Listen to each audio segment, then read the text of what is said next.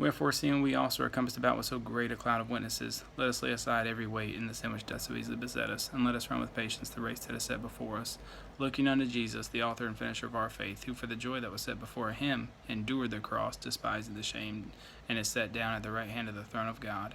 For consider him that endured such contradiction of sinners against himself, lest ye be wearied and faint in your minds. Ye have not yet resisted unto blood, striving against sin, and ye have forgotten the exhortation which speaketh unto you as unto children. My son, despise not thou the chastening of the Lord, nor faint when thou art rebuked of him. For whom the Lord loveth he chasteneth, and scourgeth every son whom he receiveth.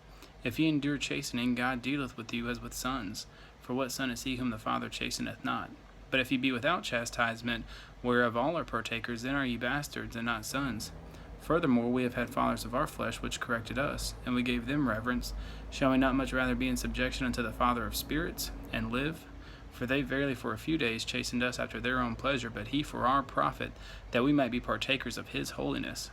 Now no chastening for the present seemeth to be joyous, but grievous. Nevertheless, afterward it yieldeth the peaceable fruit of righteousness unto them that are exercised thereby. Wherefore lift up the hands which hang down, and the feeble knees, and make straight paths for your feet, lest that which is lame be turned out of the way, but let it rather be healed. Follow peace with all men and holiness, for without which no man shall see the Lord. Looking diligently, lest any man fail of the grace of God, lest any root of bitterness springing up trouble you, and thereby many be defiled. Lest there be any fornicator or profane person as Esau, who for one morsel of meat sold his birthright. For you know how that afterward, when he would have inherited the blessing, he was rejected, and found no place of repentance, though he sought it carefully with tears.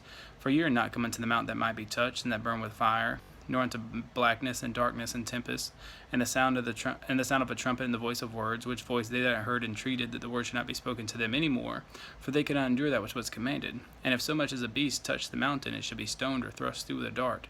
And so terrible was the sight that Moses said, I exceedingly fear and quake. But ye are come unto Mount Zion, unto the city of the living God, the heavenly Jerusalem, to an innumerable company of angels, and to the general assembly and church of the firstborn which are written in heaven, and to God the judge of all, and to the spirits of just men made perfect, and to Jesus the mediator of the new covenant, and to the blood of sprinkling which speaketh better things than that of Abel.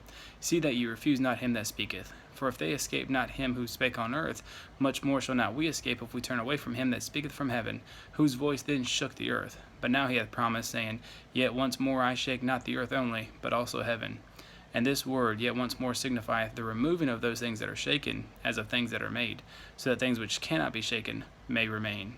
Wherefore we receiving a kingdom which cannot be moved, let us have grace whereby we may serve God acceptably with reverence and godly fear.